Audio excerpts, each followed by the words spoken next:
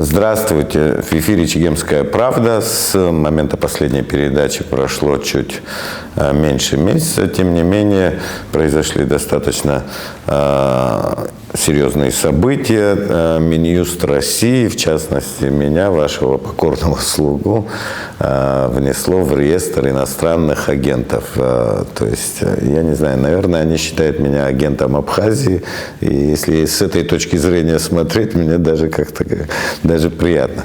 Ну, в общем-то, сейчас не обо мне речь идет, а вообще о каких-то тенденциях. Дело в том, что после меня еще Изидучане и Нисфаршва тоже таким же образом внесли в реестр иностранных агентов. Ну, помимо этого у нас как бы в декабре и в январе российского гражданства были лишены Кан Кварча, депутат парламента нашего, и герой Абхазии Леван Микха. Многим абхазам из диаспоры как бы въезд в Россию запрещен, то есть это тоже как-то официально это сделано было. В общем, мы поговорим об этой ситуации. Кроме того, сейчас уже выборы прошли, новый президент, формируется новая команда. Мы, естественно, будем говорить и о российско-абхазских отношениях, которые, в общем-то, сейчас тоже какую-то редакцию проходят. И, естественно, мы об этом будем говорить с нашим постоянным политическим экспертом Астамуром Таня. Астамур, добрый день. Здравствуй. Ну, как вообще, по-твоему, вообще вот эта ситуация? Мне кажется, эта ситуация разгонялась там, допустим, при прошлой власти, при президентстве Аслана Бжаня и же с ним его командой, и его кураторами, там, которые тогда были в лице Дмитрия Козака, да, в администрации президента России. Но сейчас вот как-то это не очень выглядит, да, в силу того, что как-то поменялось, да, вот пришел новый куратор, новый президент, и, в общем-то, как-то не совсем естественно это все смотрится. Выборы прошли в конце концов. Ну, будем надеяться, что вот эти все решения – это инерция, вызванная деятельностью предыдущей абхазской власти. Вот. Потому что если подходить к этим решениям с точки зрения долгосрочных интересов, взаимодействия Абхазии и России, то ничего хорошего это не несет в силу хотя бы характеристик нашего общества. Вот. Потому что если таким образом стигматизировать каких-то активных участников общественного процесса, это, несомненно, будет создавать внутриполитическую напряженность. Вот. Выводить политический процесс может вывести публичный процесс из какой-то публичной конструктивной сферы совершенно в другие отрасли. Вот. И потом, в силу того, что абхазское общество связано массой всяких, порой невидимых для наружных наблюдателей связей, это создает в целом такую вот атмосферу недоверия, напряженности, которая никогда не было во взаимоотношениях между Россией и Абхазией. Вот. Потому что даже когда у нас шли острые внутриполитические споры, как правило,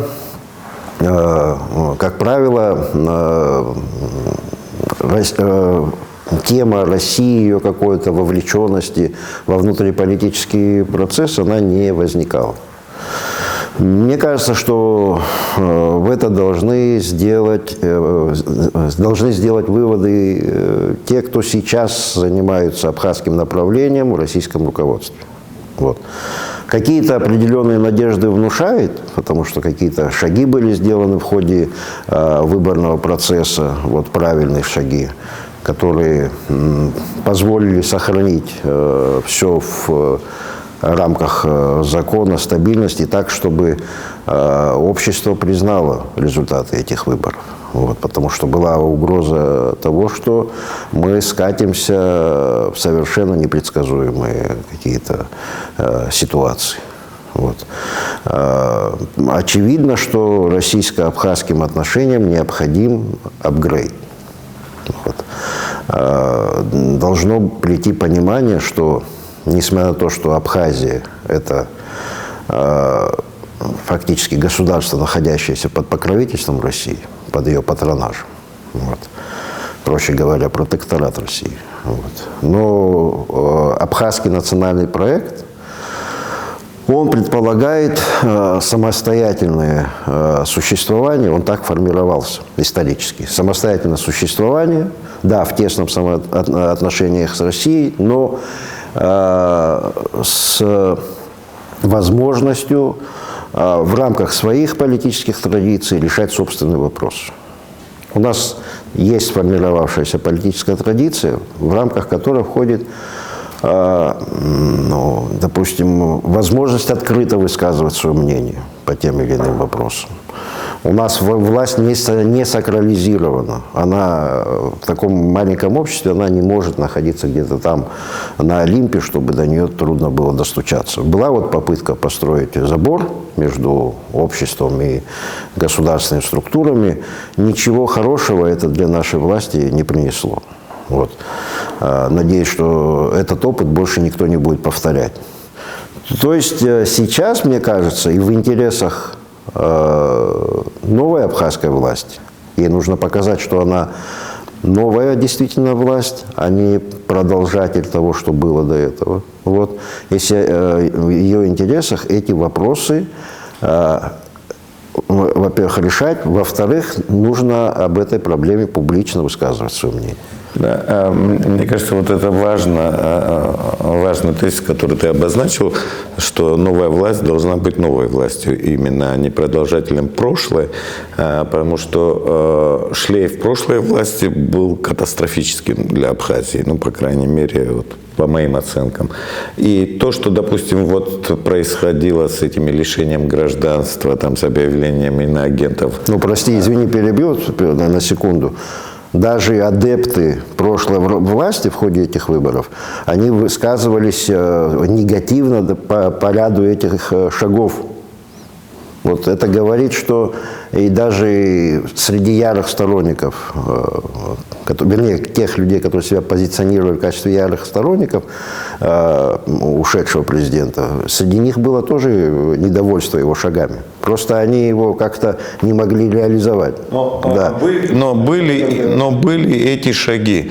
Вообще это странно, когда Абхазия и Россия – это все-таки союзные, дружественные государства, очень тесно связанные друг с другом. И я просто уверен, если бы отсюда встречного какого-то движения не было бы в ту сторону, то есть в сторону того, что возьмите вот эти люди нам мешают, и как бы вам нужно что-то с ними сделать, то есть в отношении, там, я не знаю, того же Кана Кварча, Ливана Мика, там, журналистов и так далее, то если бы вот этого движения не было бы, никогда Россия, наверное, не объявила бы граждан дружественной Абхазии, да, иностранными агентами. То есть, если в самой Абхазии к ним официально никаких претензий нет. То есть, это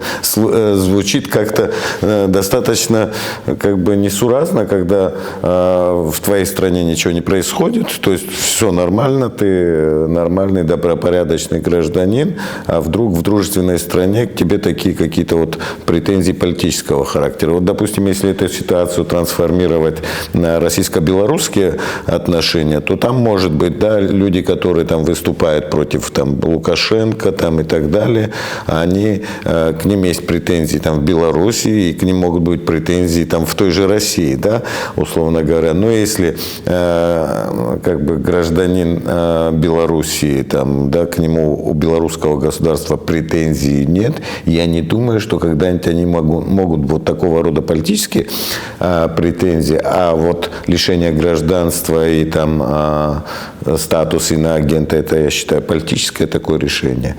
Но никогда бы, наверное, по отношению там, к белорусам не было бы. Но если бы как бы вот это встречное движение было бы там со стороны Лукашенко, хотя Лукашенко я вообще даже представить не могу, чтобы Лукашенко там попросил бы там Москву там решить вопрос их граждан, да, как каким-то образом наказать. То есть, если Лукашенко наказывал, то он наказывал, исходя из белорусских законов. Я думаю, что, скорее всего, ты прав, инициатива отсюда исходила. Вот. Потому что не думаю, что эта деятельность наших активистов, пусть то журналисты, политические, она как-то вредила интересам России. Это только через призму интересов нашей предыдущей власти рассматривалось, скорее всего, можно предположить. Но как рассматривать вообще с точки зрения абхазского законодательства вообще вот такого рода деяния, когда ты идешь, грубо говоря, не грубо говоря, а в общем-то стучишь на своих граждан? Ну, то есть ты наделенный человек властью. Ну, я не думаю, что все описывается законодательством именно. Да.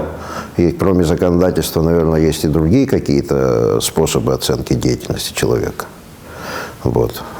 Я думаю, что абхазским обществом это в целом осуждается. Но, наверное, ты сам понял, когда тебе присвоили этот статус иноагента, тебе же очень многие люди звонили, прям открыто оказывали поддержку. Вот. Потому что люди понимают, что было сделано что-то несправедливое. Вот. Надо восстанавливать справедливость. Я думаю, что это будет способствовать только повышению не только авторитета нашей власти, но и ее возможности управлять страной, которая находится в непростой ситуации. В непростой ситуации и по внутриполитическим причинам, и вообще исходя из контекста внешнего, который нас окружает. Вот. В такой ситуации общество должно понимать, что власть действует в общенациональных интересах. Поэтому от этого наследия надо избавляться. Но я уже, наверное, хотел бы плавно вернуться к другой теме. Да, там, понятно, это наследие там, команды там, Бжания там, и так далее. Вот это все инерционное такое движение. Но почему нынешняя власть, которая вот сейчас формируется, она никак не реагировала вот на такого рода официально никак не Сейчас я на этот вопрос ответить не могу. Оставим его пока риторическим. Конечно, я считаю, должна. Потому что власть должна, это же все-таки, власть носит публичный характер. Вот, поскольку она избирается, во-первых, нашим народом, вот, она должна публично озвучивать свою позицию. Или сказать, это правильно было сделано, или неправильно. Какие мы шаги будем, если неправильно, предпринимать. Вот. Ну, вообще, сейчас мы наблюдаем какое-то вообще затишье, и не только во властном лагере, где, наверное, сейчас идет там подбор кадров. Да. У нас это почему-то занимает очень долгое время. Консультации, наверное, какие-то идут. Вот. И на оппозиционном фланге полное затишье, что тоже, на мой взгляд, очень странно. То есть политикой в Абхазии, так же, как и в любой другой стране, нужно заниматься не от случая к случаю, от выборов к выборам, а на постоянной основе продвигать какие-то идеи, программы, бороться за их реализацию, не обязательно быть у власти. Вот. Пока на этом фланге мы тоже ничего не наблюдаем, привлекающий интерес. Было заявление от Гура Ардзема о том, что будет создана единая политическая организация. Кстати, по этому поводу я во всяком случае не слышал, чтобы высказались лидеры организаций, которые, предполагается, в эту организацию войдут. Никаких комментариев, ничего не слышно. это вообще не свойственно абхазской политической культуре. У нас, вы же понимаете, что сколько 42% проголосовало за оппозицию, 2% проголосовало против всех. Это значительная часть нашего электората. Вот, оставим в стороне, насколько эти все проценты справедливы или нет, тем не менее, 44% – это очень значительная доля нашего электората. То есть в обществе существует большое недовольство. С этим недовольством надо разбираться, наверное. Работать, канализировать в какое-то русло, чтобы решались проблемы застарелые, чтобы мы государством наконец становились, а не, не знаю, каким-то клубом. Вот. Этим надо заниматься. Это не задача не только власти. Это задача и оппозиционных сил. Поэтому будем ждать, надеемся, недолго придется ждать, когда в публичной сфере что-то будет происходить по инициативе обеих сторон. Или еще какая-то сторона появится, не знаю, на нашем политическом пространстве. Пока не видно, но может быть. Ну, я вот заметил одну особенность. У нас новоизбранный президент, да, то есть выборы прошли 1 марта, сейчас уже почти середина апреля, да, инаугурация состоялась. Но вот такой какой-то публичности все-таки у него маловато, да, но пока его можно увидеть только как президента хороших новостей. Где-то что-то там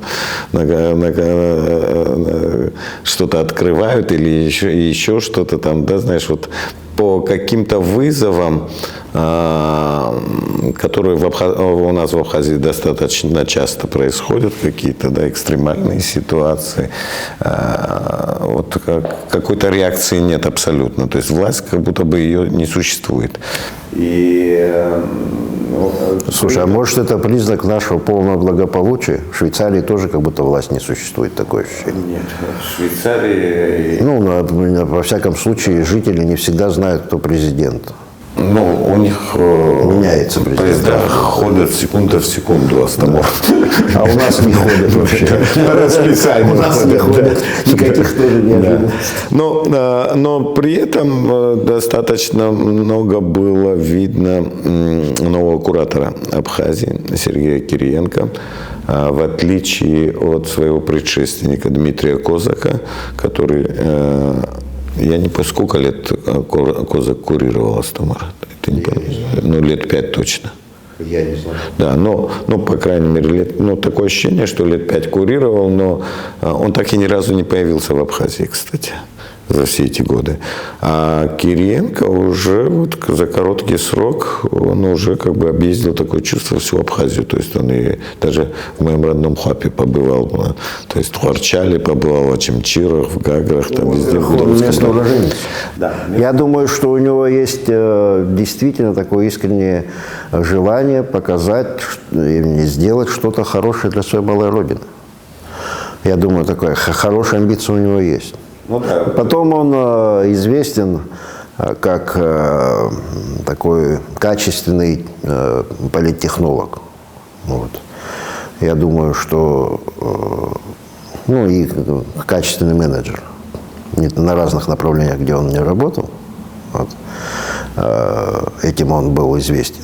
Я думаю, что у него есть желание проявить себя и на абхазском направлении тоже. Это двойная здесь. И эмоциональная часть, думаю, и административная часть тоже присутствует.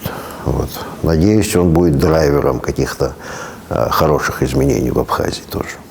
Но у меня ощущение, что он взялся как-то комплексно за Абхазию. Там речь идет не только там о социальной, экономической группе вопросов, да, но и вообще он как-то пытается разобраться. Такое чувство, что он поставил цель все-таки стабилизировать внутриполитическую ситуацию в Абхазии.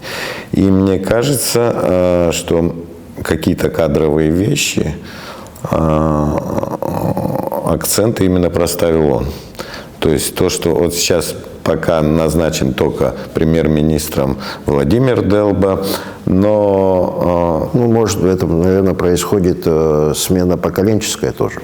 Ну, смена поколенческая, она всегда у нас происходила все-таки в зависимости от каких-то центров политической силы.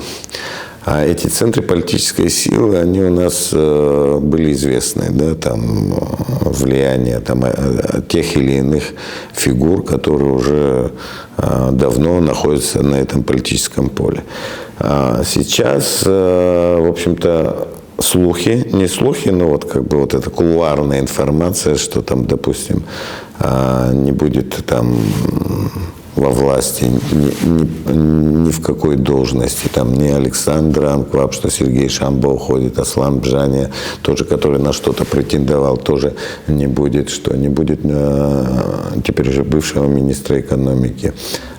Кристины Озган, там, то есть многих таких фигур, которых не будет. Ну вот сейчас эти телеграм-каналы, ряд телеграм-каналов сообщают, что и в силовом блоке тоже будут изменения, да, то есть, но крупные фигуры, вот типа Александра Анкваб, которого подвинуть очень было невозможно, да, то есть я не думаю, что как бы человек, который считается, собственно говоря, фактически наставником нынешнего президента Бадры Гумба, человек, который привел Бадру Гумба в свое правительство когда-то, потом уже сделал референтом, потом как бы он стал министром культуры и так далее. И, в общем-то, Бадра Гумба всегда, как бы, условно говоря, считался человеком из команды Александра Анкваб. Да? И тот же Александр Анкваб возглавлял избирательный штаб Бадры Гумба. И, естественно, наверняка на что-то он рассчитывал. Да? И вот так отодвинуть его, я не думаю, что это вот как бы, если бы все это происходило бы... Вот как прежде, вот здесь решали внутриполитические элиты, да, кто кому какое кресло достанется, кто на что будет влиять, наверное, Александра Анкваб было бы невозможно отодвинуть. Ну, во-первых, время идет, люди не молодеют, это естественная смена поколений происходит. Вот. Людям из разных поколений порой трудно вместе работать. Вот. Даже ментально. Это правильно, когда рано и поздно привычные фигуры, хочется, чтобы они в здравии уходили, конечно, не из поста в мир иной, вот, а в здравии могли пожить для себя, для своих семей, вот, вне абхазского активного политикума. Вот. Это, по-моему, это нормально. Вот. Что касается Александра Золотинского Анкваб, ну, в общем, я думаю, он свою роль сыграл. Вот, на самом деле, автором нынешнего государства, его архитектор, является Александр Золотинцевич Анкваб.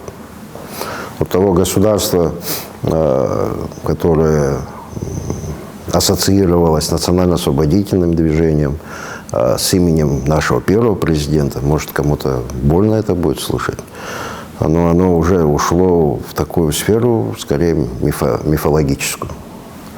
На самом деле мы имеем сейчас государство и политическую элиту, сформированные, там могут быть люди, которые по-разному относятся к фигуре Анкваб, но это все сформировано Александром Анкваб. Естественно, это государство является правопреемником, скорее, Абхазской АССР. Вот. Такое мемориально-этнографическое по форме и такое местечково-криминальное по сути. Вот, к сожалению. Вот. Надеюсь, ну это тоже, понимаешь, на голом месте же не возникает это все. Это соответствует, наверное, уровню нашего общественного развития. Соответствовало. Но то, что эти фигуры уходят, ну они тоже добились каких-то результатов. Этот механизм работал и работает до настоящего до настоящего момента. Но мне кажется, что мы уже как-то выросли из этого состояния. Хочется на это надеяться. Я вот с тобой, Астамур, согласен, опять же, то, что мы ушли от тех представлений абхазского государства, которые были там при Владиславе, пришли к другому абхазскому государству. Я не знаю, там, насколько это можно назвать как бы суверенным государством, да, вот это образование. Оно действительно, это очевидно, да, и то, что, допустим, Александр Анкваб сейчас отодвинули, и многих отодвинули, да, причем... Может, он сам ушел, мы не знаем. Отошел в сторону. Но я просто вспоминаю, как раньше происходила смена тех или иных чиновников, крупных чиновников в советское время, да, решением партии, правительства, да, там кого-то снимали, заявляли о том, что освобожден, или вот там мы говорили уж в связи с уходом на пенсию. Хотя многие уходили в достаточно таком еще работоспособном состоянии, официально их уходили, но тем не менее вот такая формулировка существовала в связи с переходом на другую работу. И сейчас такое ощущение, что у нас вот такое же время, да, нам спустили откуда-то сверху, да, там директиву с какого-то ЦК КПСС в связи с уходом на пенсию, да, того же Александра Анкваба, потому что, в общем-то, все спокойно восприняли, и мы уже понимаем, что многие вещи не мы уже решаем здесь. Наверное, я вообще был за обновление. Вот это мы давно застряли, должны были обновить наш политический, как бы, политическую составляющую вот этих наших команд. Давно должны были заняться обновлением, потому что одни и те же люди у нас 20-25 лет находятся, и никак они нас к какому-то светлому будущему не могут привести. У нас кризис за кризисом. Себя привели к светлому? Да, нет, себя привели. Но мы должны были как бы обновить вот это новое поколение, привести политиков, у которых, может быть, что-то получилось бы. Да? А сейчас кризис за кризисом. И мы, в принципе, сейчас тот же, условно говоря, Кириенко делает то, что мы должны, собственно говоря, сделать. Но это всегда так. Если то, что не делаешь ты, делают за тебя. Да, то есть мы в реальности... Я, прости, перебиваю. Если бы не советская власть, абхазцы бы в школу не пошли. Это понятно. Это понятно, но когда мы уже через войну, через создание своего государства, да, конституцию приняли, там, блокаду пережили, выстраивали эти институты этого государства и потом уже как бы перешли в другую ипостась, да, в другое восприятие этого государства, то привычка осталась. Да, привычка осталась, да. И сейчас мы находимся в стадии, в реальности это называется, да, вот сейчас идет формирование правительства, что греха таить, наверное, каждая фигура, каждый министерский пост, каждая кандидатура рассматривается не только здесь, она согласуется там. И... Это я с тобой не знаю, я не знаю. Ну, я думаю, так, пусть это будет мое предположение. Но это то, к чему мы... Это как, знаешь, кролики... Никогда не ели цветной капусты, но знали, что она где-то существует. Да. Где-то существует. Но, тем не менее, есть такое впечатление, что мы перешли в режим внешнего управления. Наша элита и наше государство перешло в этот режим внешнего управления. Возможно, Может быть, это с точки зрения какого-то результата, ожидания результата, может быть, и хорошо, если мы самостоятельно не можем вот эти задачи решить. То есть, в принципе, мы можем, но нет, и из-за каких-то личных амбиций мы этого не можем сделать. Сейчас, наверное, новое правительство, оно у нас будет такое технократическим, да, люди, которые не имеют с минимум политических амбиций, но при этом исполнительные, работоспособные, заточенные на решение какого-то результата. Прекрасно, технократы нужны действительно. Вот. Потому что у нас масса проблем, по городу пройдешь, иногда боишься ноги сломать, если вечером идешь по городу. Чиновники ездят на гигантских джипах ценой, не знаю, в один какой-то спортивный объект среднего уровня, а по городу ходить невозможно. Вот. Это, конечно, технократические задачи обязательно нужно решать. Но в то же время нельзя забывать, что это абхазское государство. Если оно существует, прежде всего для того, чтобы сохранился наш народ. И чтобы у него были возможности для развития. Поэтому такие сферы, как модернизация образования, чтобы это не Филькина грамота была, культура тоже. Я сказал, что это мемориально-этнографическая такая форма. Вот. В такой форме нация существовать не может. Нация – это творческий процесс. Она должна творить свою судьбу. Вот. Поэтому эти сферы у нас совсем, кстати, очень долгие годы в забросе были. По остаточному принципу все было. И в сфере абхазского языка, и демография. Все говорят про демографию. Мы как были вымирающим народом, так и вряд ли мы в лучшее состояние пришли за последние 20 лет. Вот. Поэтому эти задачи необходимо, конечно, решать. Необходимо восстанавливать, естественно, наши связи с диаспорой. Эти связи с диаспорой, они были полезны и российским интересам. Потому что формировали на территории Турции, Сирии, где наша диаспора проживает, а там достаточно есть влиятельные люди, такое доброе отношение к России, которая выступает в качестве защитника Абхазии. Вот. Этот дискурс там существовал. Боюсь, что последние события могли этому повредить. Этим вопросом тоже необходимо заниматься. Это нужно и нам, и российской стороне. Конечно, прежде всего нам нужно сохранять эти отношения с нашими соотечественниками. Вот. Но заниматься надо снятием этой напряженности, которая у нас на межнациональной почве может возникнуть и внутри. Это мы уже говорили, обсуждали.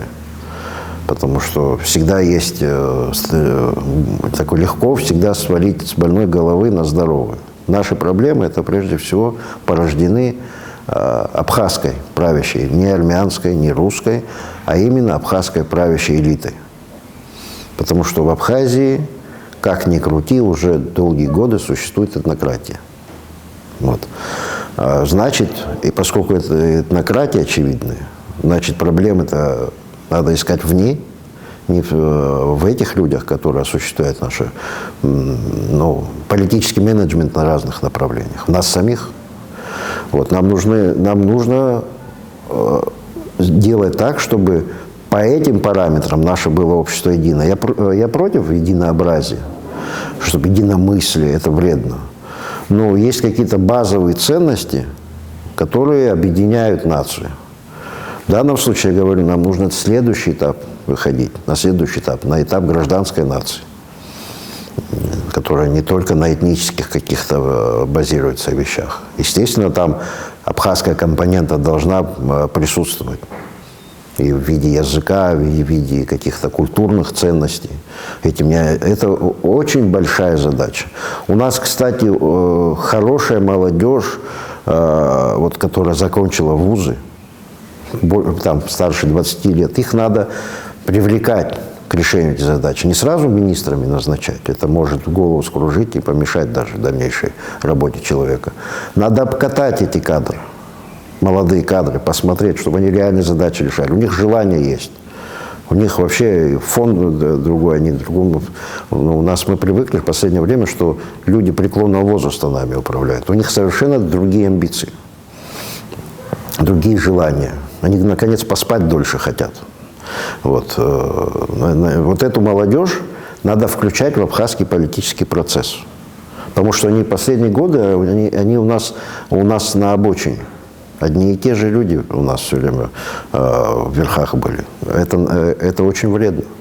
Это делает, мы говорили это, превращает молодежь в инфантильную. Она как бы доверяет старшему поколению. Это в наши обычаи тоже способствует, когда ритуально нужно старших вперед пропускать. Но в государственной жизни, политической жизни это не всегда полезно.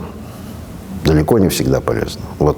Нам нужно переходить вот к новым формам отношений, к более линейным, что отражает развивающееся общество от застойного, которое повторяет одни и те же все время модели поведения, перенимая их у старших и вот прокручивая без каких-то существенных изменений. Так в современном мире выжить невозможно. Так можно только резервацию построить, но эту резервацию кто-то должен будет кормить, потому что сама она не выживет. Вот. Очень сложные задачи.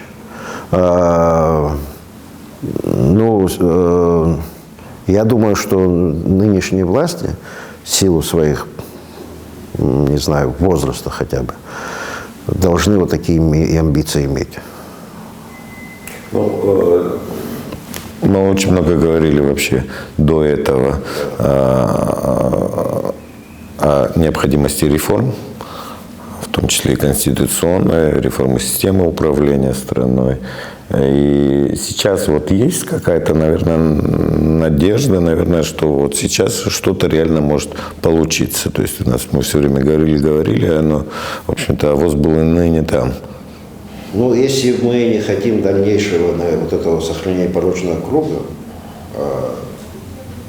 власть должна учитывать, что, во-первых, должны осознавать, что их приход к власти – это не совсем их заслуга, и что доверие общества, оно не на высоком уровне к действующей власти. Нужно завоевывать это доверие, авторитет. Вот, потому что никто же никуда уезжать не собирается. Мы все хотим, и когда люди уходят с постов, они хотят жить, растить детей здесь, внуков в нашей стране, чтобы, когда эта власть сменится, чтобы она оставила по себе благодарную память. Это раз. И два, чтобы на следующий этап, на следующую ступеньку мы вышли. Кое-кто не остается, уезжает. Ну, этих людей меньшинство, кстати. Большинство остается здесь.